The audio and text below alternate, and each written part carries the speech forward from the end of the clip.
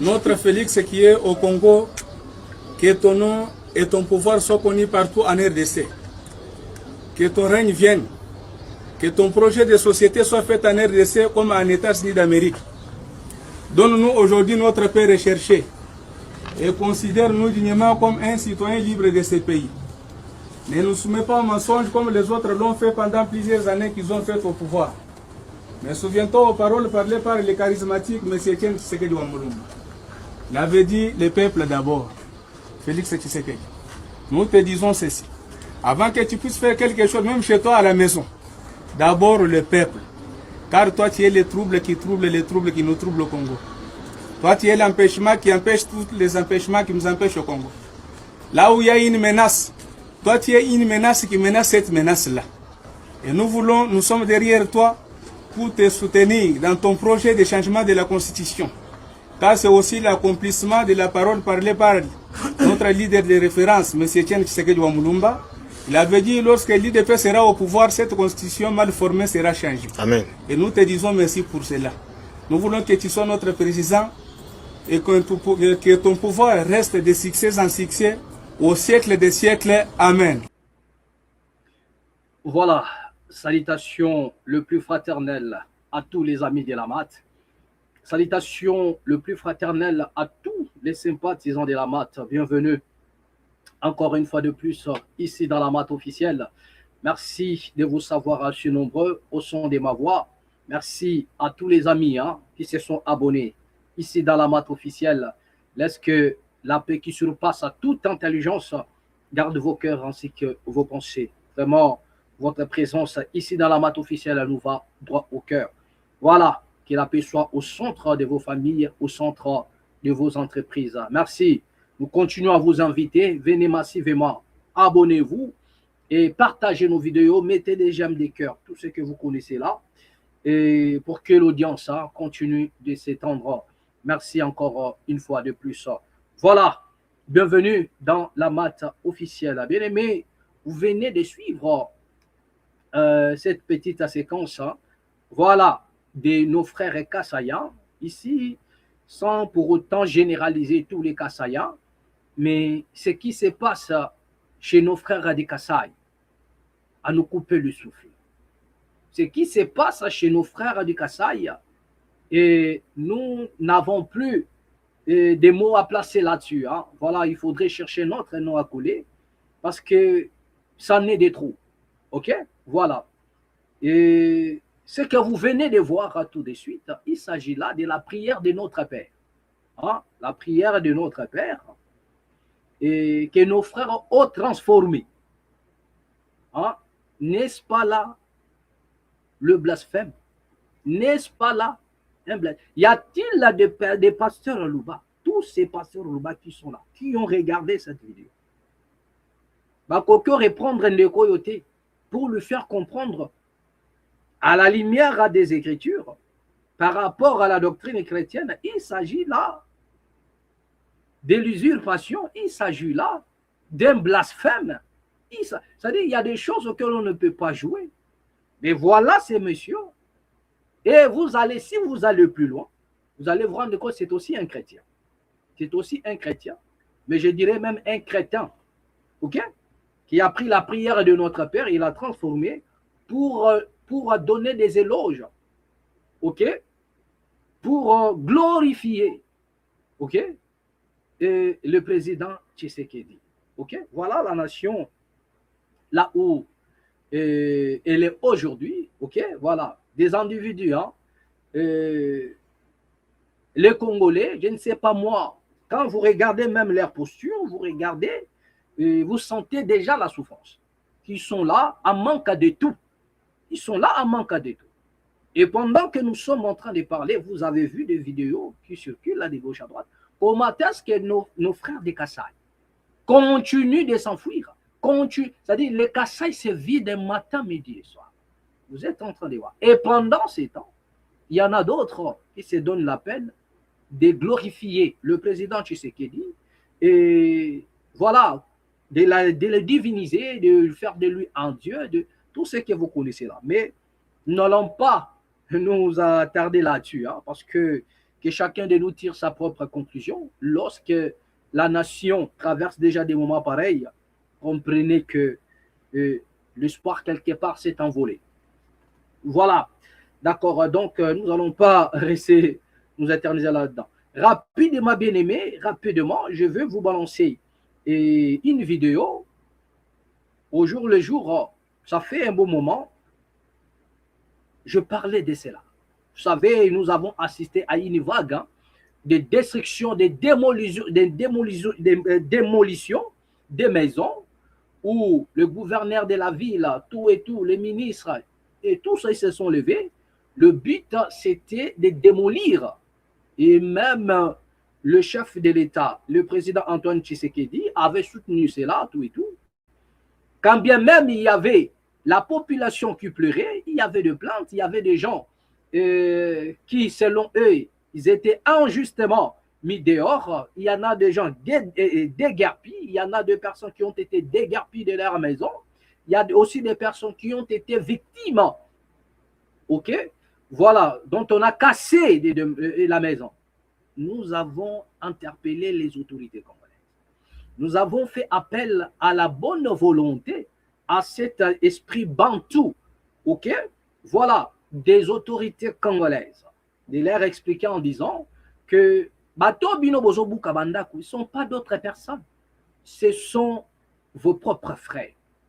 Sous d'autres cieux, même si vous êtes étranger, lorsque l'État veut s'accaparer d'un endroit, lorsque l'État veut occuper un endroit, la première des choses, c'est, comment dirais-je, déplacer cette population, les placer quelque part, les placer dans des endroits sûrs. Et si vous voulez casser, il y a toujours, comment dirais-je, une somme qui s'ensuit. Il y a toujours un montant qu'on donne pour que la personne puisse s'en aller et préparer son avenir de l'autre quelque part. S'acheter peut-être une place. L'État se prépare à toujours. Mais en République démocratique du Congo, c'est du gangstérisme. Nous vous avons dit que nous n'avons pas des hommes d'État. Okay? Nous avons des affairistes, nous avons des assoiffés de pouvoir et d'argent, et nous avons par-dessus tout des gangsters, c'est-à-dire les gens qui viennent infliger le malheur à leur propre population. C'est-à-dire que vous infligez les malheurs. C'est comme si votre maman, votre propre maman habitait dans un endroit, ainsi que vos frères et sœurs, et parce que vous occupez un poste important dans le pays, vous vous levez un bon matin pour dire, nous allons casser la maison de votre maman. Quels sont ces politiciens-là en Afrique peut se lever un bon matin et décider de casser une maison où habitent sa maman et ses frères? Il ne le fera jamais. Parce que celui-là, c'est sa mère, où est-ce qu'ils vont aller si je casse cette maison? Il va chercher d'autres mesures. La raison pour laquelle nous avons dit, y a-t-il pas de priorités en République démocratique? Y a-t-il pas de priorités à l'heure actuelle que de s'attaquer aux maisons? Déjà, les Congolais, ils souffrent. Ils n'ont rien à mettre sous la dent. Ils n'ont pas de boulot. Il y en a d'autres qui habitent dans les maisons que leurs parents ont achetées depuis l'indépendance. Depuis cette époque-là, depuis 1960. Au moins, eux, ils bénéficient de cela. Ils ne peuvent pas aller louer. Il manque à boire, il manque à manger. Il y en a d'autres qui font même des enfants, qui ont eu des femmes, mais qui habitent dans des maisons de leurs parents. Parce qu'ils ne peuvent pas aller louer et prendre en charge sa femme et ses enfants. Donc, au moins, ils bénéficient de ces côtés-là. Mais l'État congolais, comme c'est un gangster, il s'en fout éperdument. Même des bébés qui viennent de naître, je vous avais relaté autrefois qu'il y avait une dame qui venait de mettre au monde. Et pendant qu'il s'est préparé faire son retour à la maison, on l'annonce déjà dans le là où il était à la maternité, que la maison est cassée. Et ils étaient des locataires. Et pendant ce temps, la dame a failli faire une crise. C'est-à-dire, regardez un bébé qui vient de naître, à Komi Malamoro Shege, à Komo Telengana, il n'y a pas la place pour poser la tête. Et entre-temps, payer la facture à l'hôpital leur coûtait un peu cher parce qu'il fallait sortir à tout prix. Mais il s'est demandé en sortant où irais-je. Il y en avait des peuples de gens qui ont trouvé l'abri chez les oncles et les tantes. Parce que Babouki Bangwa qui n'était pas tata moi aussi. Mais là-bas aussi, on a cassé. Donc les enfants se sont retrouvés dehors. Il y a eu des mineurs qui se sont retrouvés dehors. Regardez ce qui s'est passé à Pakadjouma ou à Bazwa Kibat. Ils les ont pris pour aller les jeter loin de la ville de Kinshasa, plusieurs kilomètres, sans pour autant faire même des maisons préfabriquées, sans pour autant les mettre à l'abri devant des interprètes. Ils étaient abandonnés sur leur propre sang. Bien aimé, une nation pareille ne peut en aucun cas se redresser. Je vous avais dit, tant que vous n'allez pas remettre l'innocent dans ses droits, tant que le peuple ne se retrouvera pas dans ses droits, bien aimé, chers Congolais, le pays va sombrer et peu n'importe la personne qui prendra le pouvoir, il sera heurteux face à des difficultés énormes qui ne dira pas son nom. Seule la justice peut résoudre toutes les équations en République démocratique du Congo. Voilà la vérité la plus absolue. Ils ont cassé pour ne rien faire. Et la question qu'on doit vous poser aujourd'hui, vous avez cassé nos maisons, vous avez fait tout ce que... et vous continuez à faire cela. Le but, c'est quoi? Les plans, c'est quoi? Qu'est-ce que vous voulez proposer aux Congolais? Jusque-là, nous avons demandé aux autorités congolaises de nous montrer la maquette de ce qu'ils veulent faire de la ville de Kinshasa. Bolingi Bosala, Nini. Vous cassez des maisons comme si c'était la priorité. Nous ne disons pas qu'il ne faudrait pas casser, mais regardez la situation que traverse les Congos. Et tant que vos frères, ayez au moins cet esprit bantou, que non, ce peuple souffre déjà, nous allons encore les enfler. C'est-à-dire, ils s'en foutent éperdument. Ils s'en foutent éperdument. Et regardez maintenant le danger qui se passe en République démocratique du Congo. À force de casser, ils ont écroulé une maison en étage, et voilà, 10 personnes, 10 adultes ont trouvé la mort, y compris 3 enfants. Regardez la vidéo, comment est-ce que Batoubazo est là, les gens sont en train de pleurer à cause du gangstérisme. Voilà, vous comprenez, des gangstérismes et ceux qui sont envoyés sur le terrain, des voyous. Voilà, donc ce sont des voyous. Ils ne veulent rien comprendre parce que ils ne veulent rien comprendre. Il y en a même des gens qui n'ont pas le temps de savoir est-ce que les gens sont dans la maison. Autrefois, je vous avais dit, ils ont cassé la maison d'une dame et la dame avait laissé son bébé en train de dormir pendant qu'elle était dehors pour s'acheter un truc. Le monsieur est venu, les bandits là, ils sont venus, ils ont cassé, le mur est tombé sur le bébé est mort. Ils ont tourné la page, cette dame n'a jamais été indemnisée, cette dame n'a jamais été, on l'a jamais donné quoi que ce soit, même pas l'argent, pour un peu au moins l'apaiser par rapport à ce qui s'est passé. Ce qui lui est arrivé, c'est que vous l'avez infligé parce que l'État d'Abomé lié moi. Silence radio. Là maintenant, l'État congolais vient encore de tuer. Au travers ces bandits qu'il envoie sur le terrain, 10 personnes et 3 enfants. 3 enfants mineurs, ils sont morts. Ils sont morts. Les murs sont tombés sur eux. Regardez l'image et revenons juste après.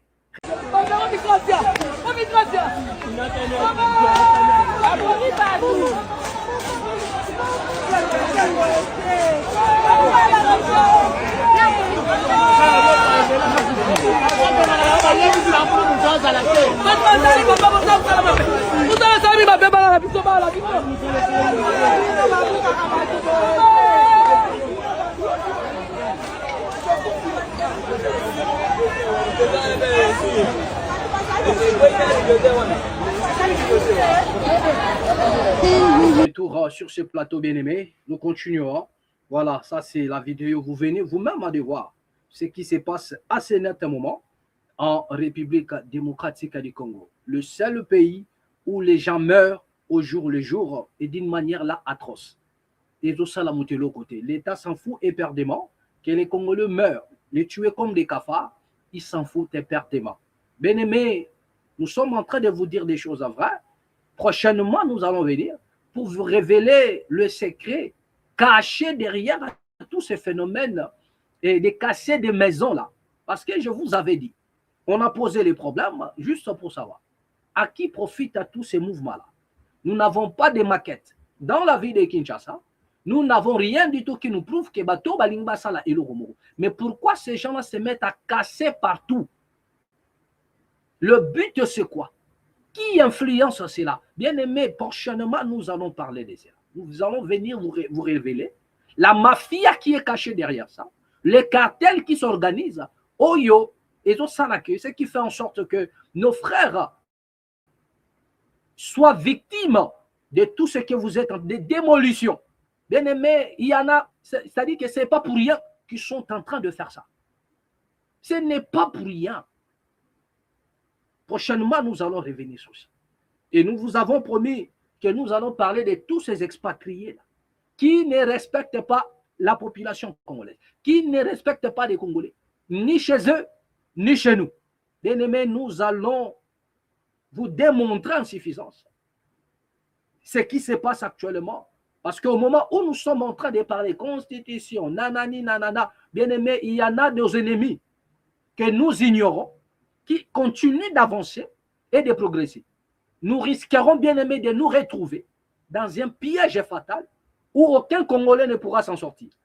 Ces gens-là, ils sont chez nous pour une mission. Attention, nous ne sommes pas un peuple xénophobe, mais nous allons réagir. Nous ne laisserons jamais ces gens-là nous envahir de cette manière-là, de la manière dont ils sont en train de le faire. OK? Voilà. Donc, prochainement, nous allons en parler. Mais c'est quand même triste. Hein?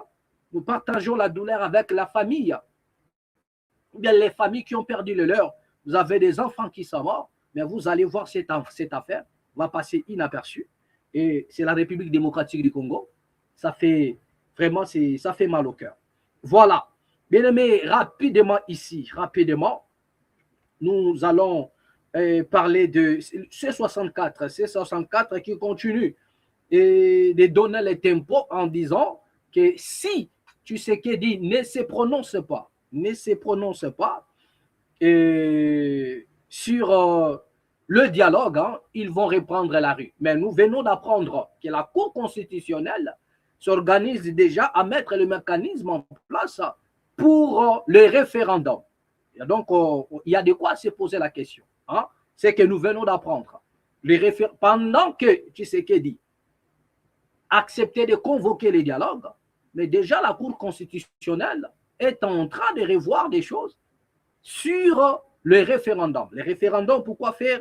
Bien aimé, moi je crois que dans les prochains jours, nous aurons la lumière parce que Maram Lebele et Zako échappé Bisso par rapport à la situation chaotique en République démocratique du Congo, la révélation va surgir. Qui vivra verra. Donc, au jour le jour, nous tendons vers la vérité. Voilà ce que nous n'avons pas à dire. Donc là, je vous propose rapidement la vidéo de Jean-Marc Kabund sur TV5 Monde. Voilà, il a parlé, il a expliqué aussi la position de ces 64 par rapport à l'appel lancé par l'acceptation de Félix Tshisekedi pour organiser les dialogues intercongolais, les dialogues inclusifs. Voilà, suivons rapidement la réaction de Jean-Marc Kabunda, TV5 Monde, et revenons juste après. Regarde. N'arrive pas à faire avancer les choses, au 15, nous allons appeler notre peuple à se prendre en charge comme il en a l'habitude. Nous n'avons pas arrêté les actions, mais nous avons suspendu tout simplement parce que il est important aujourd'hui que nous puissions tous donner la chance au dialogue. Nous voulons régler nos affaires.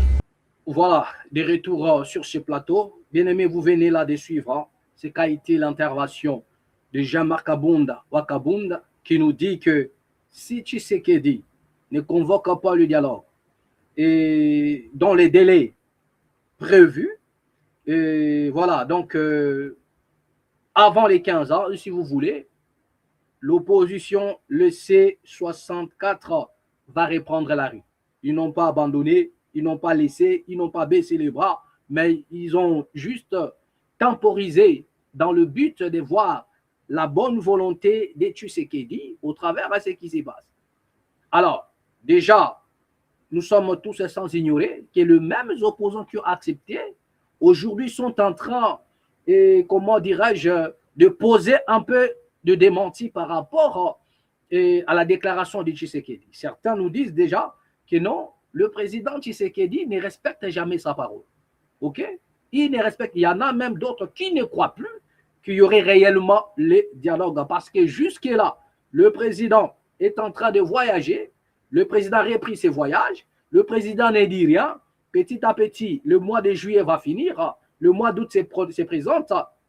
Le président ne dit rien pour permettre aux opposants de se préparer. Rien ne s'est fait, rien du tout. Voilà. C'est pourquoi la question où nous nous sommes posés en disant, est-ce que le président Tshisekedi n'avait pas dupé? Il n'a pas dupé les opposants. Est-ce que ce n'était pas une manière de les maîtriser?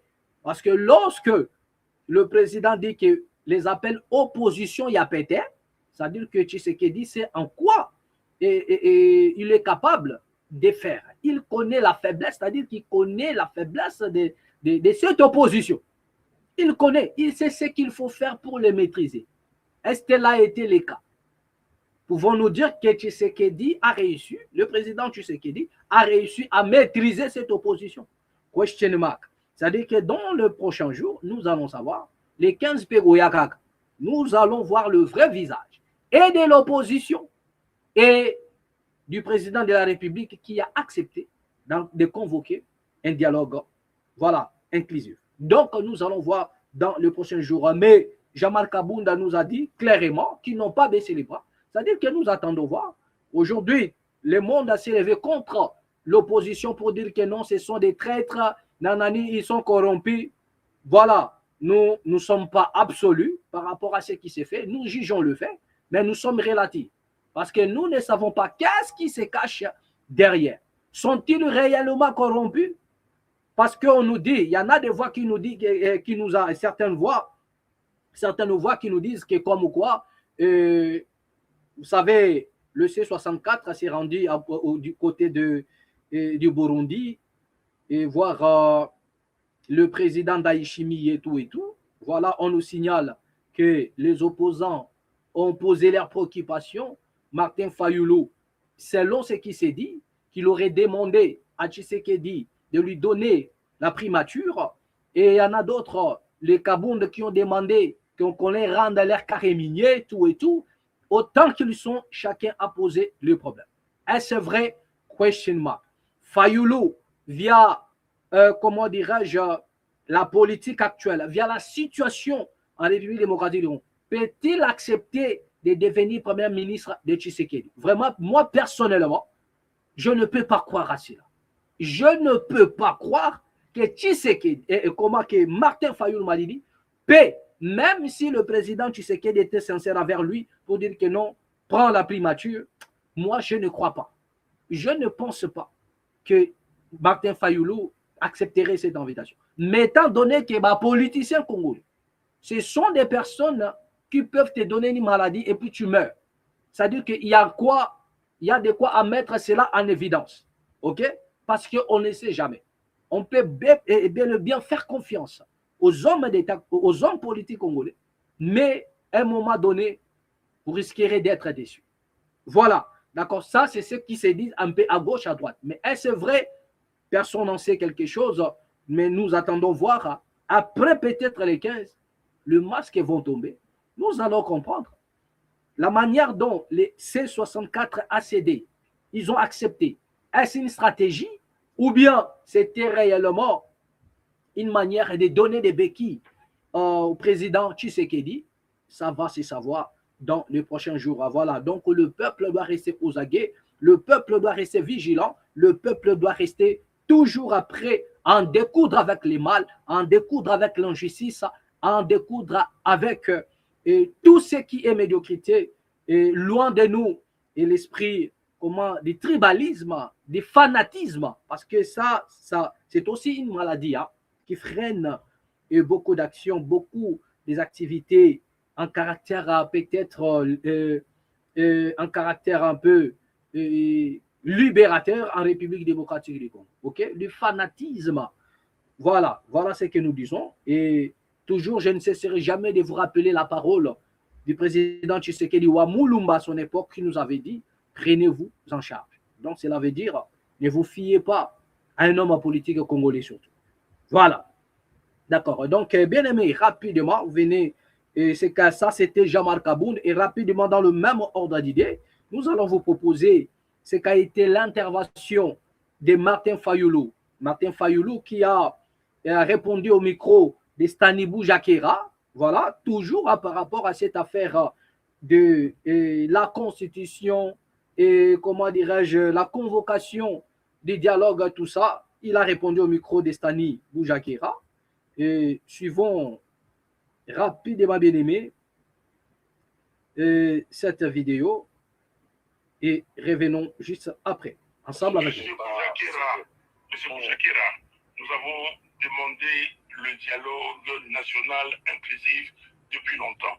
Nous avons dit ceci, suivez-moi, non à la balkanisation de notre pays, de la RDC, non au changement des constitutions et oui au dialogue national inclusif. Nous demandons ce dialogue pour discuter de tous les problèmes qui concernent le Congo, les causes profondes de la crise congolaise et ensemble trouver des solutions adéquates. Donc nous cherchons, il y a un ultimatum et nous disons que si le dialogue n'est pas convoqué avant cette date, nous reprenons nos activités et le peuple congolais est vent debout, même s'il y a des exactions qui vont venir plus tard et que pour le SAPO et sa NDH ne pourra pas attester, mais nous allons continuer parce que le peuple congolais veut se libérer de la dictature. Le peuple congolais pense que ce pays appartient à tous les 120 millions de Congolais qui existent aujourd'hui et ceux qui viendront demain. Il n'y a pas à aujourd'hui, il y a un débat. Aujourd'hui, il y a un débat sur le format de ce dialogue. Ça, c'est un problème. Il y avait un débat. J'étais à la conférence nationale souveraine. Il y avait un débat sur le format. Ça va être géré. J'ai confiance à nos pères spirituels. La Cinco Parce que le grand problème, c'est notamment sur la participation de ceux qui ont pris les armes et ceux qui n'ont pas pris les armes. S'il vous plaît, Stani, on a dit dialogue national inclusif. J'ai lu sur le site. Mais ça sous-entend que tout le monde, tous les Congolais, toutes les Congolaises qui ont qualité et qui sont partie prenante doivent y participer, c'est très clair. Donc ceux qui ont pris les armes, donc, dont la FCM 23. Mais s'il vous plaît, quand le gouvernement congolais est à Doha ou à Montreux avec le M23, ils sont avec qui? Ça, c'est le gouvernement congolais qui se bat avec le M23 et donc ils sont les belligérants. Mais pourquoi ces belligérants ne viendraient-ils pas sur la table où il y aurait la société civile congolaise, les partis politiques congolais, ceux de l'opposition comme ceux qui gouvernent aujourd'hui, et même les forces, qui s'appellent les groupes armés. Pourquoi les pourquoi les Thomas Lubanga et les autres ne seraient-ils pas là? Pourquoi? Donc il faut qu'il y ait tous les Congolais et ensemble, nous mettons sur la table toutes les questions qui concernent la nation et nous les résolvons ensemble. Pas qu'il y ait des gens qui se disent qu'ils ont été écartés et c'est pour cela qu'ils prennent des armes, qu'ils continuent à prendre des armes. Ce pays n'appartient pas à un individu. Personne ne peut balkaniser ce pays qui nous a été légué par nos ancêtres, les Kimbango, les Lumumba, les Kasavubu. On ne peut pas s'amuser parce qu'il y a des gens qui veulent se faire bien voir, qui veulent gagner leur vie et avec la misère ou la souffrance, les morts des Congolais, et ces gens-là viennent se pavaner devant les gens et commencent à raconter n'importe quoi. Non. Bon, merci beaucoup. Voilà, bien aimé, il s'agit là de Martin Fayoulou Madidi. Voilà, donc vous venez de suivre. Hein? Voilà, vous venez de suivre ce qu'a été l'intervention de Martin Fayoulou Madidi, toujours dans le même ordre d'idées. Jean-Marc Abound, il a expliqué, et Mafa aussi, il vient en son tour à parler, il est au micro d'Estani Boujakira, excusez-moi, il nous explique hein, comme quoi qu'ils ne peuvent en aucun cas céder. Martin Fayoulou qui continue de parler de sa position et par rapport à tous ces événements, que d'ici les 15, si le président Tshisekedi ne se prononce pas, et ils vont reprendre la rue.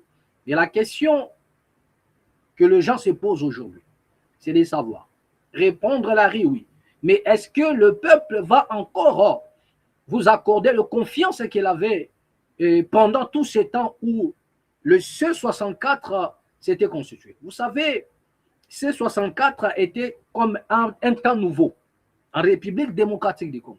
C'est-à-dire, à un moment donné, les Congolais se sont dit que le C64 est apparu comme une troisième voie.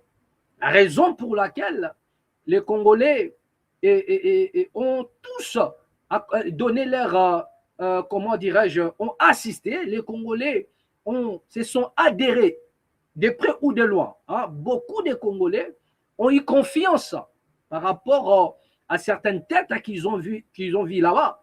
Ils ont accordé du crédit. Ils se sont dit que voilà un peu une troisième voie. C'est-à-dire que ce sont des gens qui sont crédibles, qui sont en train de combattre sur le terrain. Ils vont combattre en réalité Tshisekedi. Donc, les Congolais ont besoin de voir en face de vrais leaders, de personnes engagées dans le combat. Donc, une fois le C64 s'est mis en place, tous les Congolais, la majorité, je dirais même, que regardez lorsqu'ils ont annoncé Journée Ville Morte, c'était pour Kinshasa. L'annonce était pour la ville de Kinshasa, mais même les acteurs de C64 étaient surpris de voir que les provinces ont emboîté les pas et les provinces ont fait pareil. Et il y avait même plus ailleurs qu'à Kinshasa. Donc, ils étaient tous assez surpris. Le message était passé, ils se sont donné confiance et ils ont compris qu'il faut encore aller de l'avant jusqu'à ce que nous ayons assisté à ce que nous avons tous vu, le grand scénario du siècle où l'opposition, les C64 a cédé sous prétexte que les prêtres vont piloter cette affaire de dialogue. Mais rappelez-vous qu'avant, lorsque, il y en a 2 ans, je crois, passé, hein, lorsque les Martin Fayulu et les autres parlaient de dialogue, Tshisekedi, le président actuel, avait posé une condition. Le président Tshisekedi a dit, qu'est-ce qui me garantit, moi, qu'une fois je convoque le dialogue, les rebelles vont abandonner les armes? Qu'est-ce qui me garantit cela? C'est-à-dire qu'il développe une intelligence pour sauvegarder ce pouvoir. Le président Tshisekedi dit, qu'est-ce qui me garantit que les rebelles vont abandonner les armes si moi, Tshisekedi, je convoquais le dialogue? Je vous ai dit, après que Tshisekedi ait dit accepter le dialogue, les prêtres ont récupéré cette action, le C64 a dit oui. Moi, je vous ai dit, ce n'est pas de cette manière-là que l'opposition, un homme d'État, un homme politique agit. Ce n'est pas de cette manière-là. Tshisekedi, à son époque, lorsqu'il disait non au dialogue, il a posé des conditions. Il a dit, qu'est-ce qui me garantit que ces gens-là vont déposer les armes? Donc, ce qui veut dire, si vous voulez que nous puissions dialoguer, déposez d'abord les armes. Vous avez le C64 qui est né. Ils ont mené des actions. Le président a écouté. Nous avons dit, qu'est-ce qui ne dit pas que le président a eu peur de cette pression ou bien de la montée en puissance du C64 et il était obligé de céder. Obligé. On vous parle des Alpha Condé, tout et tout. Il y a eu pas mal de gens qui se sont, comment dirais-je, dressés, pris la direction de ce mouvement dans le but de dire au président de la République, vous êtes censé accepter la proposition de ce 64. Et le président accepte le dialogue. Mais c'est lui maintenant, c'est à vous maintenant de poser les conditions au chef de l'État. C'est comme ça que la politique marche. Parce que le président, à son époque, pendant qu'il disait non, il a dit, qu'est-ce qui me garantit que les rebelles vont déposer les armes? Ce qui veut dire, vous déposez les armes, je convoque le dialogue. Mais je vous avais aussi dit, posez aussi des conditions à Tshisekedi. C'est comme ça qu'un homme d'État agit. Que le président vous dit oui, mais qu'est-ce qui lui a poussé de dire oui? On doit se poser la question. Un homme d'État se pose la question, mais comment cet homme qui était toujours habitué de dire non, aujourd'hui il dit oui? Mais qu'est-ce qui lui fait dire oui? Est-ce que c'est la pression que nous avons fait? Est-ce que monsieur a conçu un plan B pour nous déstabiliser, la raison pour laquelle il dit oui? ou bien il faudrait sonder. Il faut sonder pour voir. Et je vous avais dit, on pose la question au chef de l'État. Et on pose les conditions au chef de l'État. Vous avez dit oui au dialogue? Oui. OK. Pour que nous acceptions les dialogues. Des dialogues avec vous parce que vous ne respectez jamais vos paroles. Pour que nous puissions dialoguer avec vous, voilà ce que nous posons comme condition. Voilà telle personne, tel groupe, tel nana. Voilà nos conditions. Et si vous marchez selon nos conditions, nous acceptons les dialogues. Mais si vous ne marchez pas selon ce que nous vous proposons, selon ce que nous demandons, nous n'allons pas baisser les bras. Le 22, nous serons dehors. Alors que l'opposition devrait être dehors le 22. Dans l'espace de quelques jours, un certain 17 ou 18, 19, le président de la République est venu raser, tabula rasa. L'opposition est par terre. L'opposition silence et on ne sait pas quand est-ce que le dialogue sera convoqué. Donc, quand c'était clair et net, limpide comme l'eau, le président accepte, mais vous lui posez aussi des conditions.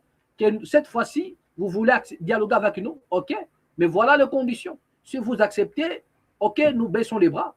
Vous n'acceptez pas, nous sommes toujours à la rue. Le 22, nous sommes au rendez-vous. Vous venez vous annoncer à la population que le président a accepté, mais voilà nos conditions. S'il accepte, voilà. Il n'accepte pas, nous sommes dehors avec vous. C'est comme ça. Mais non, le prêtre est quand ça caille, il vous dit que c'est l'église au milieu du village. C'est l'église au milieu du village. Mais à quel moment l'église doit prendre la place de la politique pour agir? À quel moment le prêtre doit-il comment récupérer l'autorité de l'opposition et marcher dessus? Non. Donc la raison pour laquelle certaines personnes sont en train de dire que vous êtes corrompus. Voilà.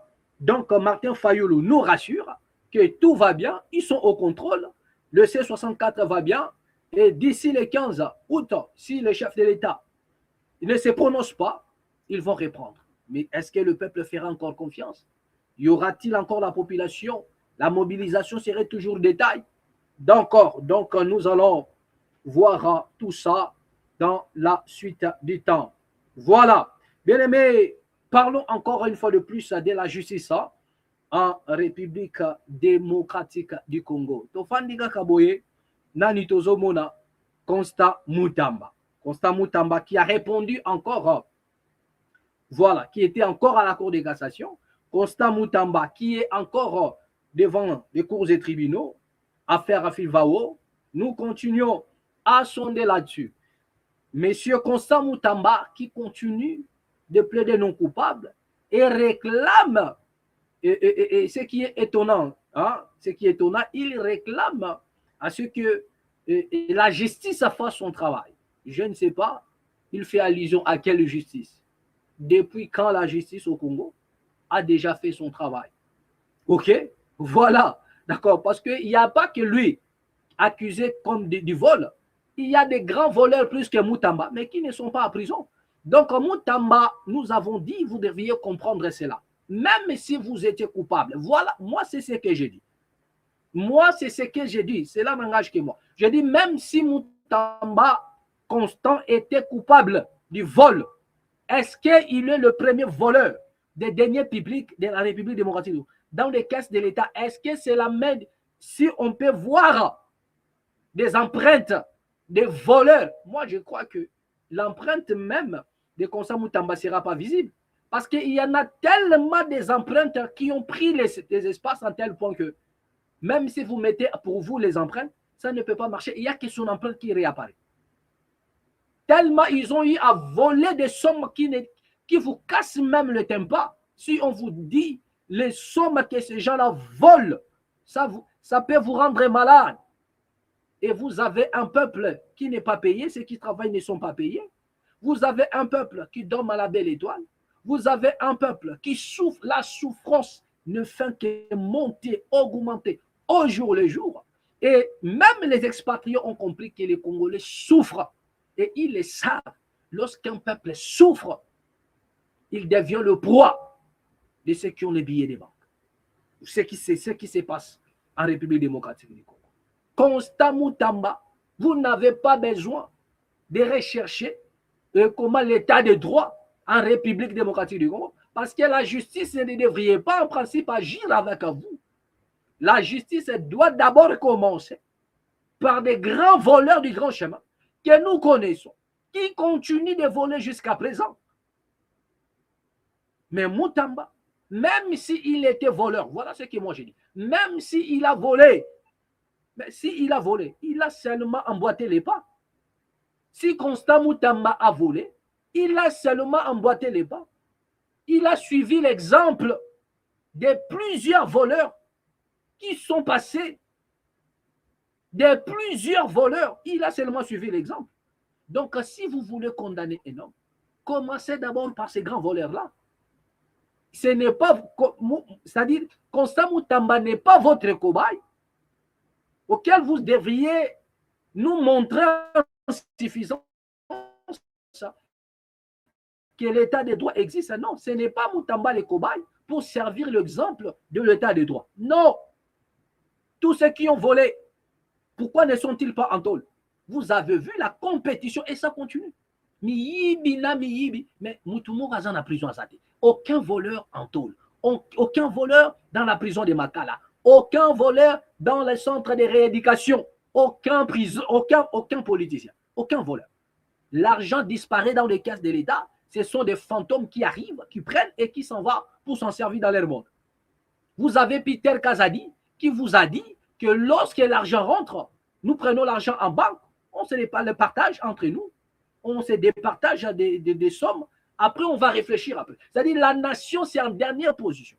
Après avoir partagé le butin, ils vont maintenant réfléchir. Qu'est-ce qu'on peut faire? Qu'est-ce qu'on peut faire? Qu'est-ce qu'on peut faire? Alors qu'on réfléchit, l'argent est sur la table. Pour les projets, on met l'argent dans des secteurs pour faire travailler, faire avancer la nation. Et ils prennent l'argent du Congo. Ils mettent dans leur poche. Bamiibi, des voleurs patentés. Ce sont eux qui ont condamné, comment dirais-je, Constant Moutamba. Ce sont des voleurs qui ont condamné Constant Moutamba. Mais à temps normal et réel, dans une nation sérieuse, est-ce qu'un voleur peut condamner un autre voleur? Ça relève d'une malhonnêteté, donc qui ne dit pas son nom. Donc, il faut être un maudit pour faire des choses comme ça, même si la honte ne tue pas. C'est-à-dire que comment pouvez-vous être un voleur et le plus grand voleur et vous donnez la peine de condamner notre voleur? Non, même le Très-Haut, même le Créateur ne peut pas accepter cette sentence. Il ne peut pas accepter parce que vous n'êtes pas légitime en matière de vol. Vous n'avez pas cette légitimité, vous n'avez pas, comment dirais-je, cette approbation, vous n'avez pas cette laissez-passer de voler l'argent de l'État et de condamner l'autre. Vous n'avez pas. Soit vous les laissez tranquilles, vous les laissez sortir, ou soit vous commencez par organiser des procès contre le plus grand voleur de la République démocratique du Congo que nous connaissons jusque-là. OK? Voilà, au lieu de maltraiter cet homme, de le faire passer pour victime de tout ce qui s'est passé, c'est-à-dire comme un bouc expiatoire. Hein? Le faire passer comme un animal en sacrifice. Donc c'est lui qui doit payer les péchés de tous les voleurs. Ah non, mais arrêtez. Donc nous ne croyons pas. Et Moutamba aussi, par ignorance, il continue à clamer et à réclamer la justice, nanani, nanana, l'état de droit. Pire encore, Moutamba a des avocats, mais il est en train de se disputer avec le juge, de se disputer avec les gens là-bas. Donc, Tozo Bassou, sans s'y approcher, n'a été. Il ne veut pas aussi mettre sa bouche dans sa poche. Donc, Moutamba aussi s'enflamme. Mais peu n'importe ce qu'on peut juger de son comportement. C'est que moi, je comprends Constant Moutamba. Et là, où énervé Moutamba, c'est quoi? C'est que Moutamba se rend compte qu'il est face à des voleurs. Mais des voleurs qui se sont mis à le juger pour les condamner. Donc lui-même, il est conscient qu'il est victime. Mais moi, je vous dis dans cette affaire-là, il y en a le plus grand voleur qui tire bénéfice. Et il y a le plus grand voleur qui tire bénéfice de tout ce que vous êtes en train de voir. Le metteur en scène de tous ces événements-là. Il est là, il n'est pas loin. C'est le plus grand voleur de la nation. Mais ils sont incapables de citer son nom. Et Moutamba, s'il fait la bouche, parce qu'il est conscient qu'on l'a sacrifié. Et des voleurs ne peuvent pas condamner notre voleur, même s'il avait volé. Mais est-ce que vous avez la qualité? Non. Combien de voleurs sont-ils en prison? Jamais. Donc, ça fait un peu pitié. Regardez rapidement ce qu'a été l'intervention de Constant Moutamba et revenons juste après. Regarde. Vous n'allez pas bafouer les droits de la défense autant que vous voulez. On parle de la Constitution. Le droit de la défense est garanti. Est-ce que seulement la Cour de cassation est compétente pour juger Constant Moutamba à l'état actuel? Quel est mon statut? Quel est mon statut? Au moment de poursuivre, je ne suis plus ministre. Alors que l'article 153 de la Constitution détermine clairement les personnes qui sont justiciables devant la Cour de cassation. Ce sont les ministres, les membres du gouvernement, les députés nationaux, les gouverneurs, vice-gouverneurs et autres. Est-ce qu'il y a un citoyen lambda du nom de Moutamba qui peut être justiciable devant la Cour de cassation? Parce qu'ici, on me prive du double degré de juridiction. Je ne bénéficie pas des privilèges de juridiction. Et cela viole la Constitution. Non seulement l'article 153, mais aussi l'article 19. Nul ne peut être soustrait à son juge naturel. C'est constitutionnel. Et on arrive ici. Et on regarde le dossier. La citation à prévenu est une fausse citation. Chers compatriotes, qui reprend des fausses mentions m'attribuées. Les greffiers de la Cour de cassation, messieurs Kinakin, et qu'ils sachent que nous allons le pourchasser jusque dans sa tombe. Ce pays n'appartient pas à un groupe d'individus. Ce pays, la justice ne devrait pas être confisquée par un groupe de mafieux. C'est quoi cette... Voilà, revenons et des retours juste sur ce plateau. Vous venez de suivre ce qu'a été l'intervention de Constant Moutamba. Voilà ce qu'on nous signale. Après des échanges attendus, l'ex-ministre Constant Moutamba quitte à l'audience de son procès. Coup de théâtre lundi 27 juillet en République démocratique du Congo, dans le procès de l'ancien ministre de la Justice Constant Moutamba, il a quitté l'audience de la Cour de cassation dans le procès lié au fonds de réparation des victimes des activités illicites de l'Ouganda parce qu'il dénonce des irrégularités des procédures. Voilà. Constant Moutamba avait déjà été poursuivi et condamné dans une précédente affaire de détournement alors qu'il était garde des Sceaux. L'affaire s'était solidée en 2025 par un verdict de 3 ans de travaux forcés qu'il purge actuellement sous résidence à surveiller. Pour ce nouveau procès, qui en est à sa deuxième audience, il dénonce la violation de ses droits de la défense. Dès l'ouverture de l'audience, Constant Moutamba lève la main pour présenter des exceptions des procédures.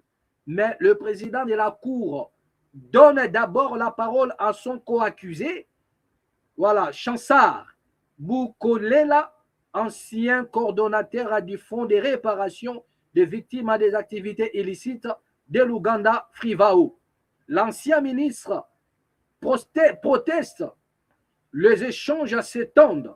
Son micro est coupé. Quelques instants plus tard, il quitte la salle d'audience. Une prochaine audience, le 31 juillet. À la sortie, devant la Cour de cassation, Constant Moutamba dénonce ce qu'il qualifie de procès politique et affirme que ses droits sont bafoués. Ils se sont décidés à ressurgir un dossier qui avait déjà été clôturé.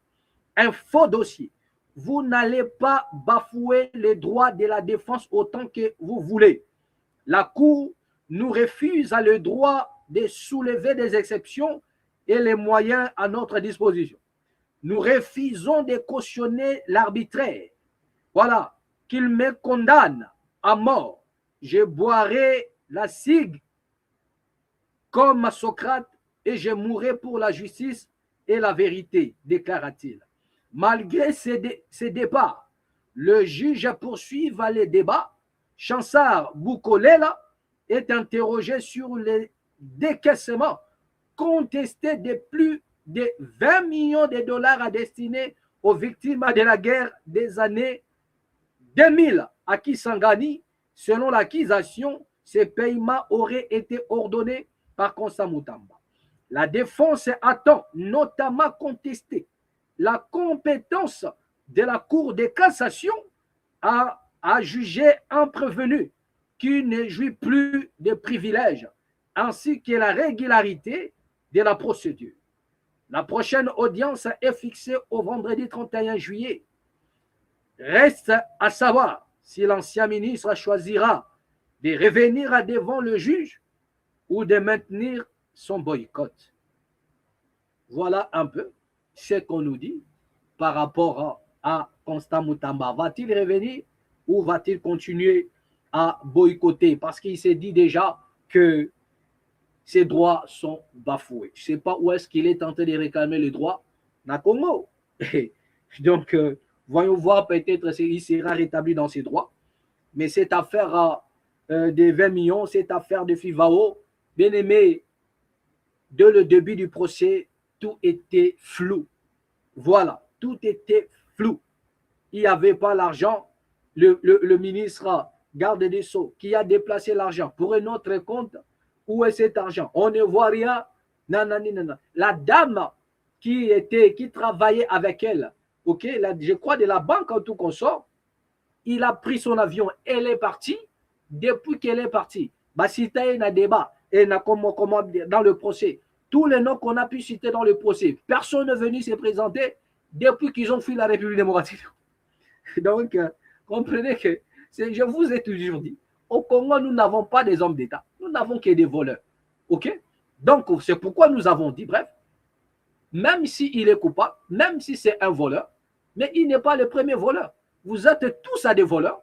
Une bande de voleurs patentés. Donc, par conséquent, un voleur ne peut pas être traqué ou bien juger un autre voleur. Ça relève d'une malhonnêteté.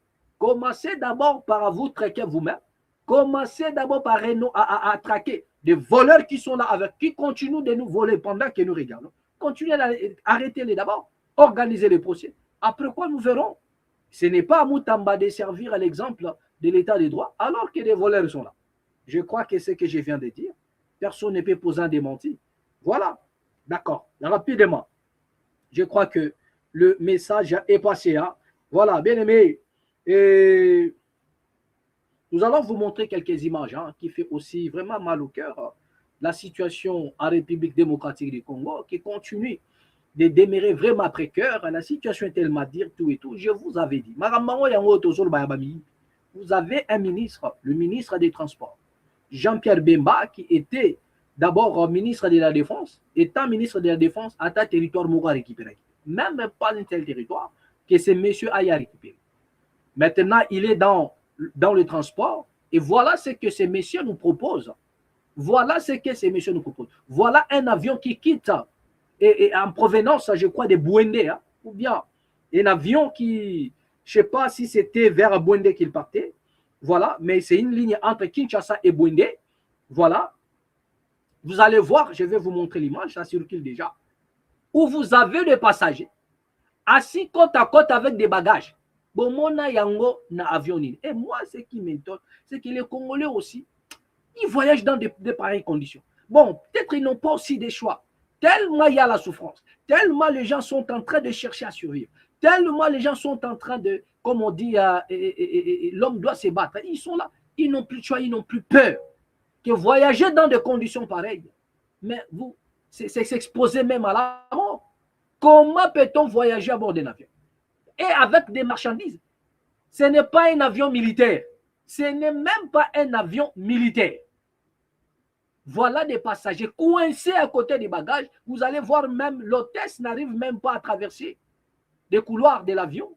Tellement serré, des bagages à côté des passagers de l'autre côté.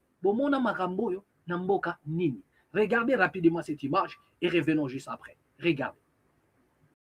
Joe, ici, c'est la vacances. C'est Boendé, alors. Tu vois comment ça se passe? Tu vois, c'est comme ça. Hein? Tu vois? Il n'y a pas de climatiseur, regarde. Voilà.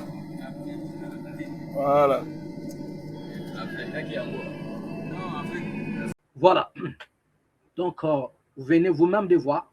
Nous n'avons pas de commentaires à faire. Vous êtes un témoin de ce qui se passe en République démocratique du Congo. Vous venez de voir l'image. Comment est-ce que Batoubazo souffrit? Est-ce que peut-on voyager dans de telles conditions? Vous avez un ministre du transport qui est là. Vous posez la question. L'argent que le ministère des Transports récolte, ils font quoi avec? Pour que le Congolais soit exposé de cette manière, pour que le Congolais voyage dans de mauvaises conditions. Regardez un peu. C'est-à-dire, c'est comme si c'était des bétails. C'est comme si c'était pas des... C'est-à-dire, moi, j'aimerais savoir, il y en a pas mal de gens qui voyagent partout dans le monde. Citez-moi un seul pays où vous avez vu, pas dans un avion militaire, mais dans un avion de transport, où vous avez le passager côte à côte, serré avec des bagages à l'intérieur, à telle enseigne qu'on n'a même plus moyen, il n'y a même pas moyen de surquer. Où avez-vous ces choses? Donc, le Congo continue à nous proposer de l'impossible, des choses que nous n'avons jamais vues. Donc, on se pose la question, est-ce que le Congo est dans un monde parallèle? Et pour moi, après, c'est pourquoi il nous amène des choses de son monde? Ou bien ça a vraiment la réalité en Afrique, et puis il doit vivre la situation actuelle. Donc, nous sommes nous vivons un peu des choses un peu qui dépassent l'entendement, des choses que l'œil n'a point vu, l'oreille n'a point entendu, qui n'est jamais monté dans le cœur de l'homme, mais qui se passe en République démocratique du Congo. Les gens qui voyagent ensemble avec des bagages, côte à côte, comme si c'était dans un avion militaire, même si c'était un avion militaire. Est-ce que c'est de cette manière que les gens doivent voyager? Bien aimé, c'est à vous de juger. C'est à vous d'en juger. Que chacun tire sa propre conclusion. La trompette que nous allons sonner prochainement, bien aimé, vous allez intervenir quand même. Comme ça, chacun va nous dire ce qu'il en pense. Voilà. Bien aimé, comme si cela ne suffisait pas. Toujours en République démocratique du Congo, comme si cela ne suffisait pas. Tofanda Gaboye, na Congo, na Kinshasa, batu bakomi koto café zalaga basala rango na mai tout soche café comme bimana pompi. Des robinets au Congo nous donnent maintenant du café.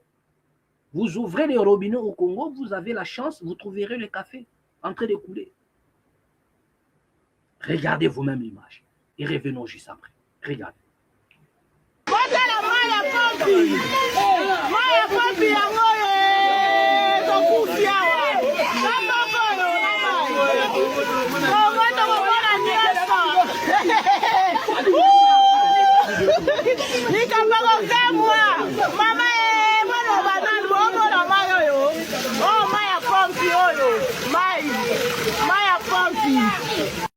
Voilà, de retour sur ce plateau. Bien aimé, vous venez de voir ce qu'on nous propose aujourd'hui.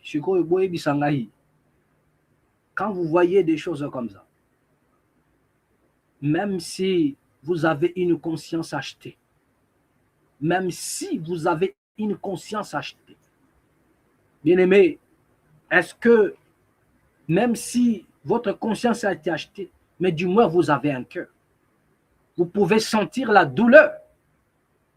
Aujourd'hui, vous avez les moyens. Vous buvez l'eau potable.